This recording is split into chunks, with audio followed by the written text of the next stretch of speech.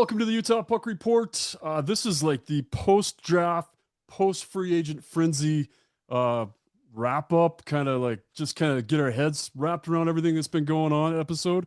And I got to thank my sponsors, which is Larry H. Miller Toyota, who's kind enough to sponsor us. And when you buy a Toyota from Larry H. Miller, you're not just a customer; you're part of the family. When you're part of the family, getting your car serviced or buying another car is always easy. Just look him up, larryhmiller.com, or head on down to Murray. Ask for Jeffrey. Tell him you want a new Mazda or a new Toyota, and he'll hook you up. He knows exactly what to do. I know you're going to want one of those RAV4s. I'm going to try and talk you into the 4Runner, though. Today, we've got a panel going. Adrian Denny from the Utah Mammoth, Casey Ruff, just from around the hockey world, and Bill McCloud from the Outliers. Guys, thanks for being on the show. Thanks, Jay. Thanks, Jay. So much.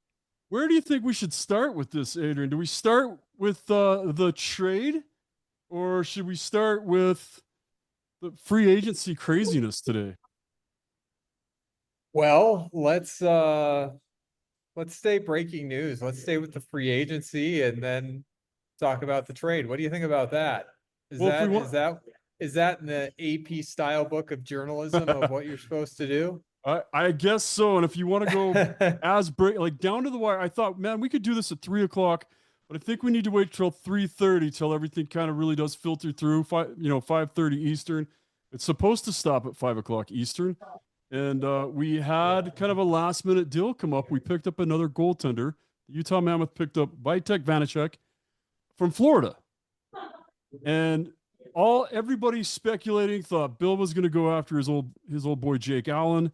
And this one, great goaltender, very experienced, and a cup winner now, although he watched most of it from the bench. But Adrian, we'll start with you. What's your take on that pickup? Well, I think it's a bargain.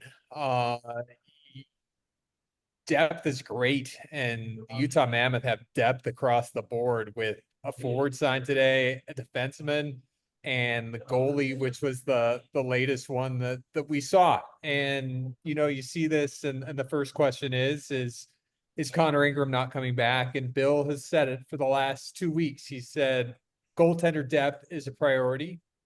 Connor Ingram is in the player assistance program, and by all accounts, doing well. But you'll take depth in any area, in any spot you can put it.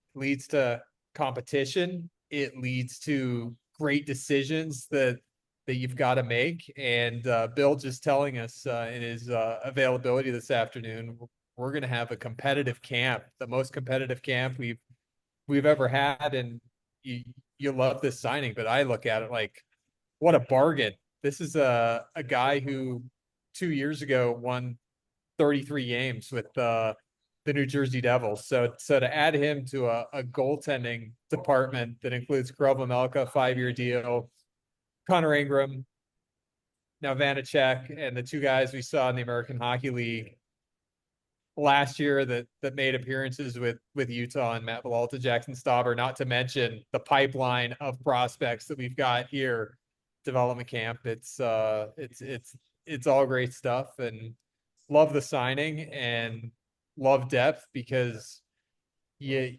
enter with everything on paper, but how often do you get through it? Bill just saying you say 6 defensemen, but you really need 7, because your 7th D is playing 55 games a year. But from the pedigree of adding another Stanley Cup champion, I'll have to go back and do the math. Bill says we now have 10 on the roster. We added 2 more rings today With Nate Schmidt. Yeah, another big one.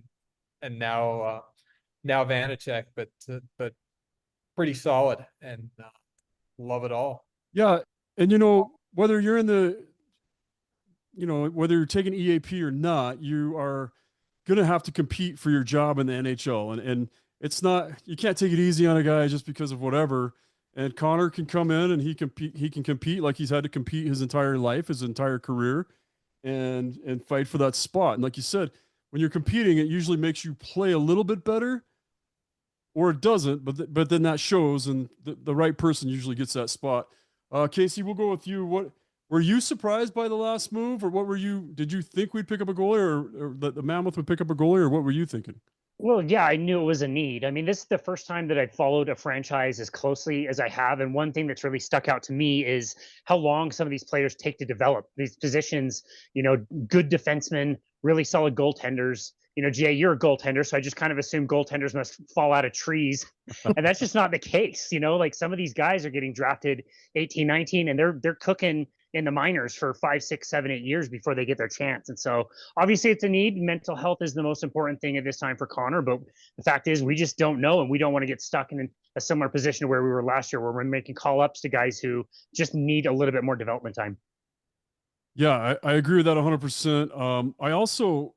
I want to see Matty V and Stauber get the chance to come up and really get some playing time, and this I think gives them another solid year of maturity. We watched one of our drafted goalies in Michael Hrabal. He told me how to say his name yesterday, and there's no way I'm going to say it the way he said it. But Hrabal turned down a contract to play another year of college before he comes out, so that extends his path out a little bit as far as development. So goalies take longer than forwards. Forwards still take a long time. Forwards take 3 to 5 years. Goalies take 4 to 7 years typically. So very cool. Excited to see how that goes in camp. It's been fun to watch the goalies we've had in the development camp. And so let's go with the next pick, the next free agent that we picked up. I guess we're going in reverse order here. Breaking news, reverse order here. That's what they tell us in journalism school, right? Yeah. See, I'm gonna just say yeah, since I never went to journalism school. Now that I have my mic plugged in, right? Does this sound better than my answer on the goalies? I carry around all this podcast equipment, and it's great when I set it up right. It's tough. Hey, it's a learning curve for me. Yeah, you do sound better. You sounded fine before. Thank you. So that brings us to Schmidt. Are we going in reverse order? Does that bring us to Schmidt next? Let's do it. So honestly, when he was with Vegas, he was one of my favorite players to watch. I enjoyed watching him with Vegas. I hated him seeing him on other teams. Nate Schmidt we picked up, and then I believe I'm trying to look. Adrian, what did we re-sign him for? Did we extended him, right? 3 years, 3.5 million. That's right. I have it in a text message, but I can't find where I wrote it on the computer. Yeah, but that's huge for us. And Bill, why don't we start with you since you haven't got to pipe in yet? What's your thought on this pickup? I think it's a good pickup. I mean, obviously for the money and everything, but I think my concerns are, is he going to be as successful here with the Utah Mammoth as he was with a team like the Florida Panthers? I mean, they went to the Cup and he contributed a little bit, but look at what he was surrounded with. And so I really hope that, he blends in with our team and he's able to be successful here as well.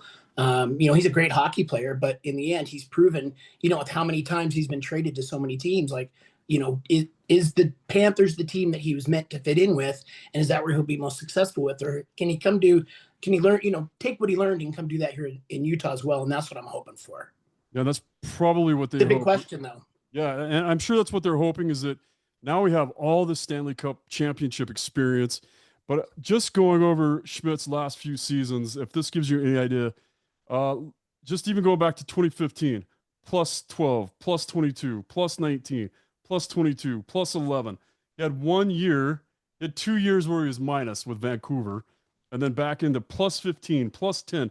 Like plus 15, that's huge in the NHL. Yeah. So to pick up a defenseman for sure. Yeah. Yeah. And that's kind of like your ultimate judge. I don't know that that's fair or not. I know save percentages aren't exactly fair for goalies. Plus minus might not be as fair for defensemen. I think he also had a factor in shutting down Connor McDavid in the finals. I mean, he was matched up with him a few times, and I really think he did great. And I think that is part of the reason too, maybe why they're looking at him. I mean, I think he played strong against McDavid and, made a difference on that end and made himself look a little more valuable. So yeah, for sure. And that's one of the things I kept noticing during you would see him on the ice and he was getting those minutes, and it was him and Barkov just all over McDavid. Adrian, what are you thinking in there? What's the talk inside? Yeah, it's just adding another winner. Like, listen to these teams he's played for. As you said them too: Washington Capitals, Vegas Golden Knights, Winnipeg Jets, Florida Panthers, 99 career Stanley Cup playoff games, and it's just another winner that you're adding to the locker room. And I've heard from folks in Florida already that he's just a great personality, a great guy. Could go into broadcasting when his career comes to an end. So it's pretty much just another garden variety Bill Armstrong signing on free agency of a winner who's a character guy. This looks a lot like the Ian Cole signing from last year, guys. A guy that makes the playoffs every single season, has a Stanley Cup ring, and just comes in and is all business. 741 career NHL games, and he's 33 years old. But this is a pickup, I think. You look at your D, and you traded away a right D last week in Kesselring, but you've got depth in your system. But I think you look at this, and you're at the grocery store and you see some Nate Schmidt, and you're like, how do we not add this? Yeah, we'll put that in the cart. We got to have it. Can't walk away from this. But weren't you watching all these moves? I want answer. We'll start with Adrian, but I want everybody to answer this one. Weren't you watching all the moves? And when you saw Doan and Kesselring go, and we brought in one, and a good one with Paterka, and then you see some of the other moves go, you see Michelli go, Bukestad's gone, and you're like, okay, they're freeing up not just cap space, but they're freeing up room for Boots and Simashev, and some of those guys you're seeing it because, man, I'm watching that dev camp, and I'm sure you're seeing the same stuff I'm seeing. If you get Cole Baudouin, and I still think Owen Allard are going to be hard to not put on your roster if they're turning pro. And watching those guys, and I know they're just playing against other drafted kids, but there's something to those guys that's the brute force power forward stuff you're looking at. I thought we were making room for guys like that, and then we go in and kind of fill it with veteran experience. It just kind of, I thought I saw the plan, and I said this before. Every time I think I know what's going on, Bill Armstrong throws a curve. So I can tell what most GMs are going to do. Like I said 2 months ago that I thought Marner was going to Vegas, and I was proven right on that. I'm going to pull up all the posts that I put on that, and everybody that said I was wrong, and tag them in it. But I thought we were making room, and here we are. Adrian, is this just what we do to make sure we make the playoffs this year? And does that cost us giving these young guys experience?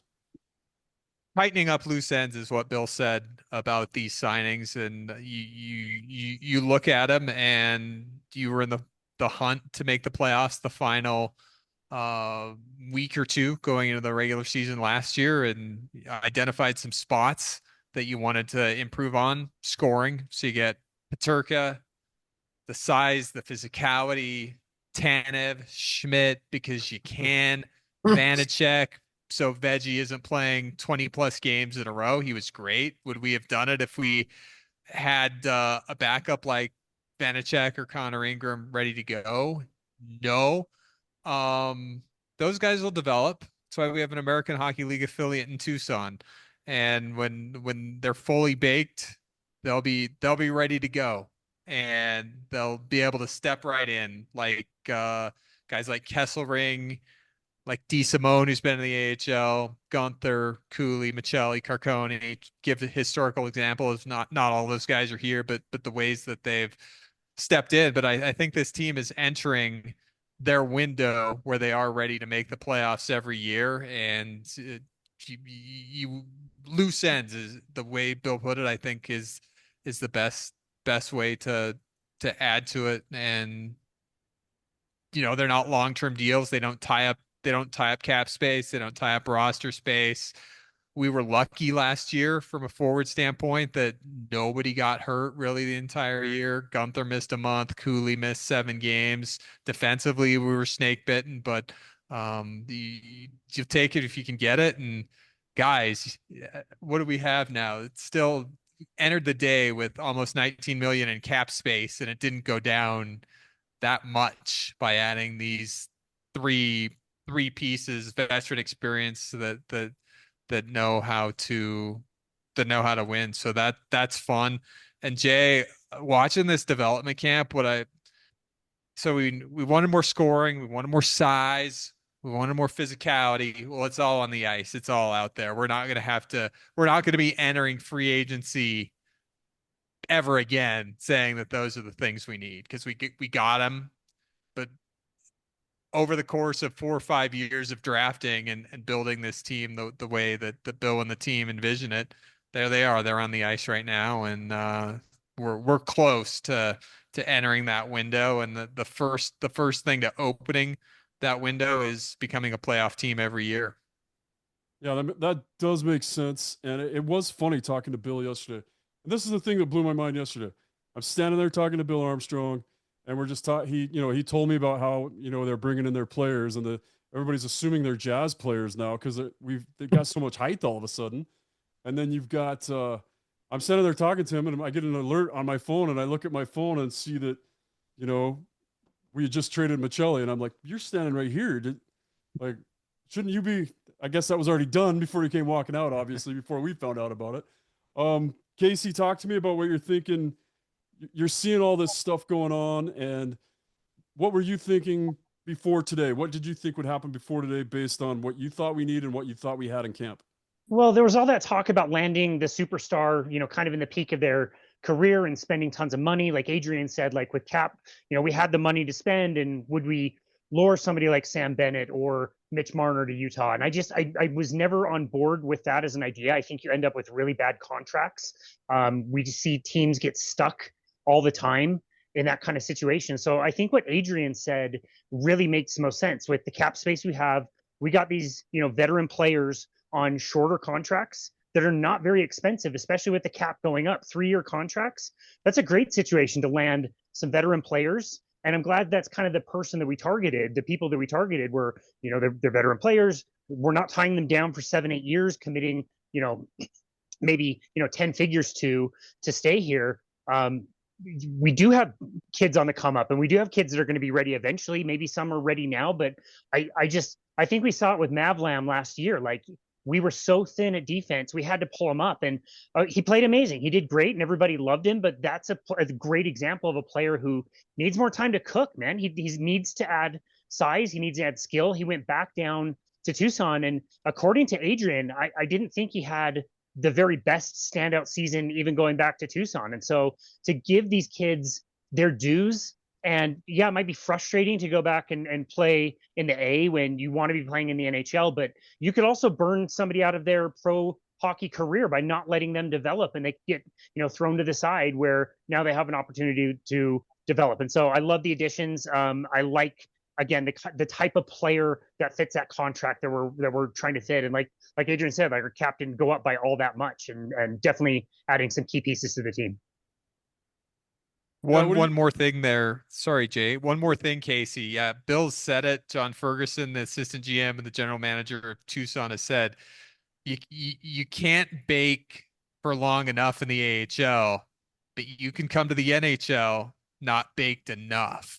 So they always want to be on the first part of that, fully cook the prospects as much as you can to get them ready, so they don't come here and have a culture shock of not being ready. And Casey, yeah, Mav struggled, but the injuries, as I process this season, that poor kid has just had one injury after another, which is really, it's taken his development. I think it's added another year or two to it, and he's worked so hard to come through them. So yeah, but just to echo you, the organizational philosophy has always been you can't develop enough in the AHL, and it's a great league. There's NHL guys down there, Kyler Yamamoto, who should be in the NHL every day of the year, played almost 60 games down there. Those are the kind of players you're going up and competing against every single day. Were you guys surprised to see Yamamoto sign again, or be signed again after spending almost the entire year in the A? Anyone? I How about don't you, think Bill? so. I don't think so. I don't. I think he sees the big picture, and I think that's why he made the decision he made. I mean, yeah, he might have played down in the AHL last year for most of the season, but in the end, I think he's like Bill Armstrong.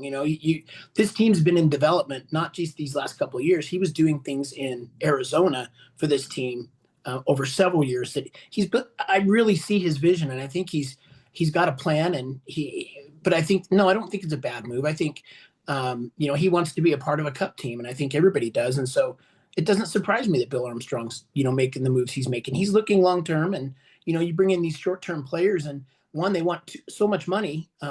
It clogs up your cap, and two, it's just you see them.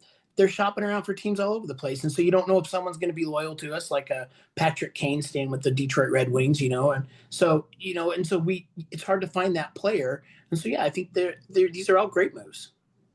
Yeah, I think so. And then, so for me, never in my life, and I've tried to stay by this. Never in my life have I typed LOL.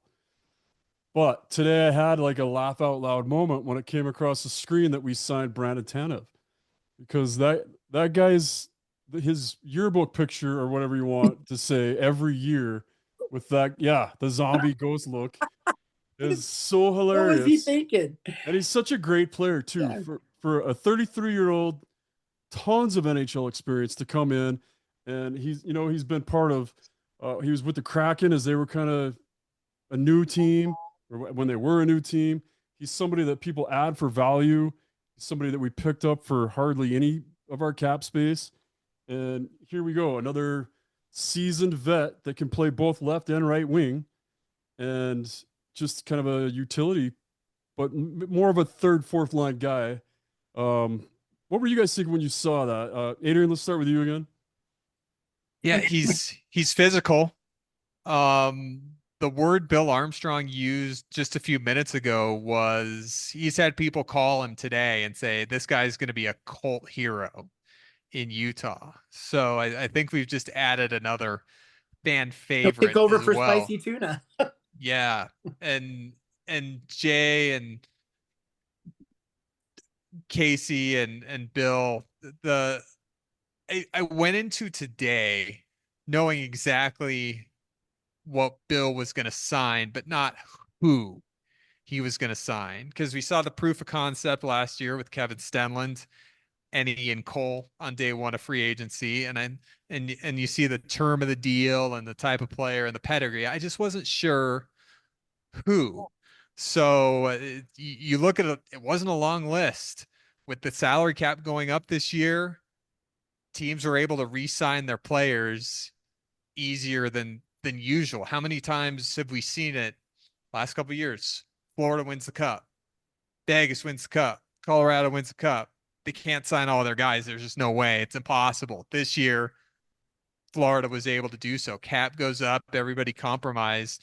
So it wasn't necessarily a long list, which is why the Paterka deal was so big, because you wouldn't have been able to get a score today like they did last week.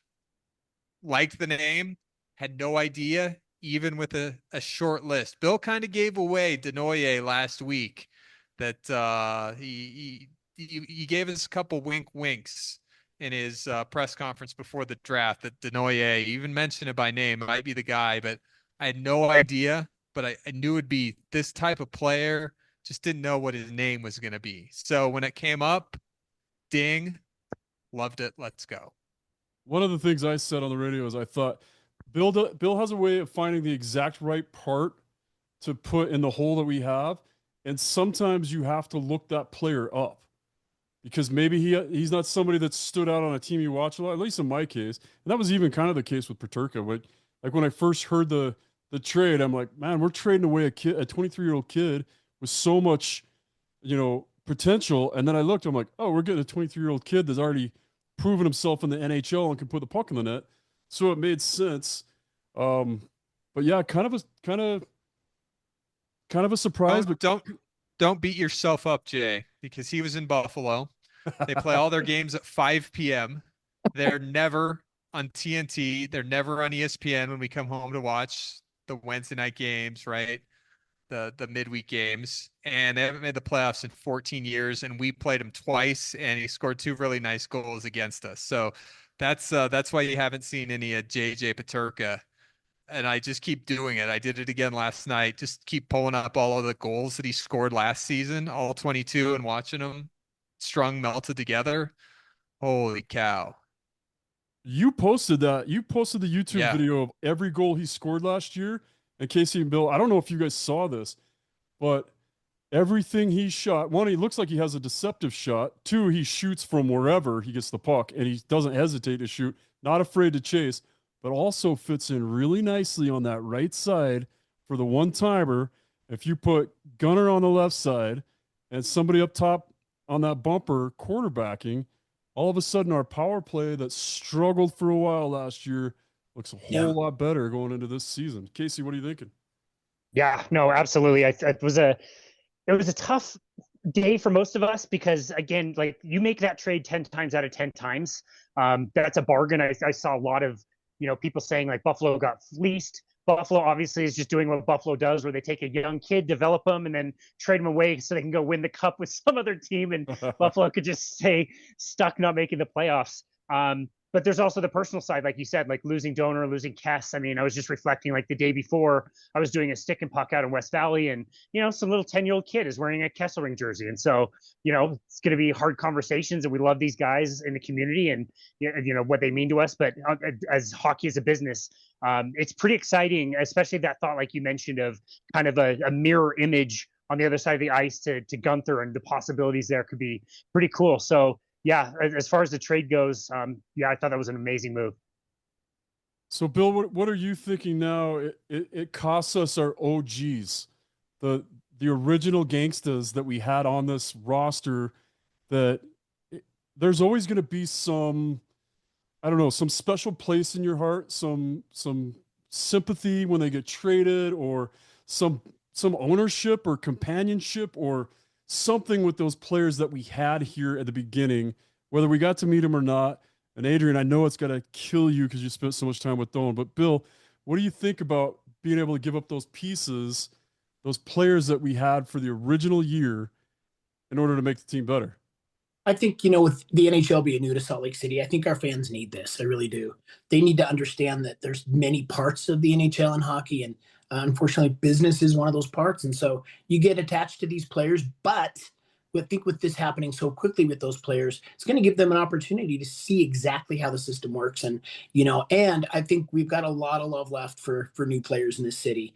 Every game was pretty much sold out. Like, I think this is good for the city, and I think it's good for the team. And evolution's always good because, in the end, we want a cup. We want playoffs. We want that style hockey here in Salt Lake City, Utah. And we know Bill Armstrong's the guy that's going to help do that. And bringing in players like this is what we need. So I think in the end, it's good for the city. It's good for the state, and it lets us feel those, those nights. I mean, I'm in junior hockey, so my gosh, the trades and stuff, I'm used to it, but the average fan's not. And so when they lose a player like Kesselring, I think it builds character, and I think it makes them stronger hockey fans. So, I think it's a good thing.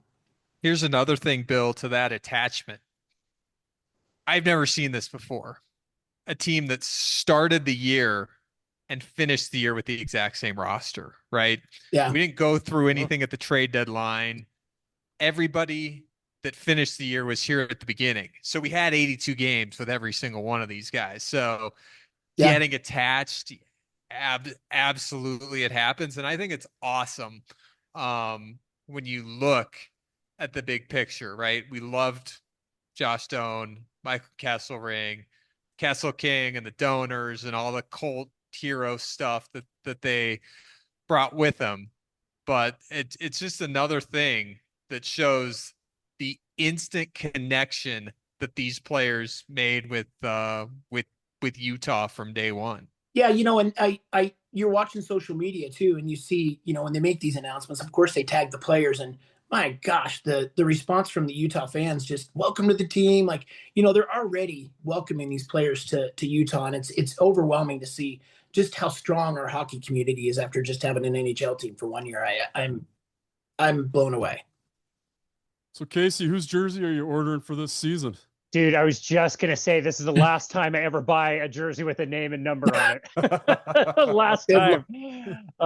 Sporting my Sean jersey, but yeah, I agree with Bill. I think he said it best. Like, this is good for us. We need to go through this and experience what it's like to lose players that we got attached to. And of course, we'll be cheering them on, wherever they go. And the same thing happened last year before the season. We gave up two amazing players to get Sergachev, but it just didn't hurt in Utah because nobody knew him. Nobody knew Geeky and Moser, and they're playing really well for Tampa Bay. And so that would have sucked if we would have gotten to know them as well. And like Bill said, it's just a business, and kind of get used to it. And don't buy jerseys with names and numbers on them if you don't think they're gonna be with the team forever.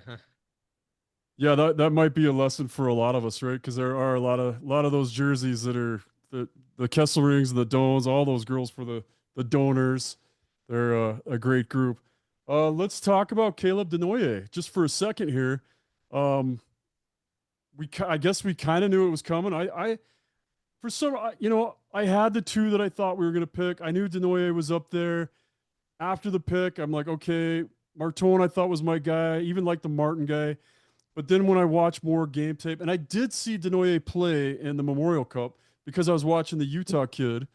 But it was interesting to look at his game and then go, oh, that is a perfect second line center. He's really good defensively.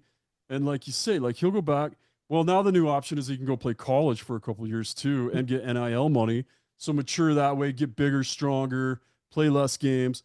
But that's a perfect pick for what the future needs. We keep put second line center. It's said time and time again. It's the only harder position on an NHL roster is being the goaltender behind being a second line center and having to shut down McDavid and Crosby and all the biggest names. Adrian, was that kind of your thought the whole time going into the draft is we're picking up a guy to fill that gap? I told you, Jay, and I was being 100% honest, man. I had no idea. Had absolutely no idea. However, Bill said at that presser, with Mr. Denoyer, we've done our process and we'll let you know how it turns out. Word for word. That's what Bill said. He never mentions players by name. Never heard him do that for somebody that's not on our roster. I said to Mike Folta that night at dinner, I said, did you hear Bill? Did he just give something away? Did Bell Frazier get that out of him right there? And he sure enough did. Well, we didn't know that part of his due process was bringing him through his garage into his backyard for pizza. How did he sneak past everybody? Have any of you guys ever been to Nomad Pizza up in Yale Crest? That's the neighborhood. Have you? I've never been there, but holy cow, I went to the website. It looks amazing. Bill said it's his favorite place. I wonder how I'm going to call them and find out how much that's boosted their business being pumped on because he pumped it on the national show too, right? Like everybody was watching that. So I wonder how that did for him. All right, I've kept you guys as long as I said I'd keep you. Adrian, you're probably looking forward to driving out of Park City and getting home for a minute. It's almost dinner time. I'm hungry. All right. Closing thoughts. But never gonna rush you through a podcast, Jay. This is what we do, man. Yeah, well, I appreciate it. I've got like 3 or 4 of them this week, so it's been pretty crazy. Adrian, closing thoughts before we let you go.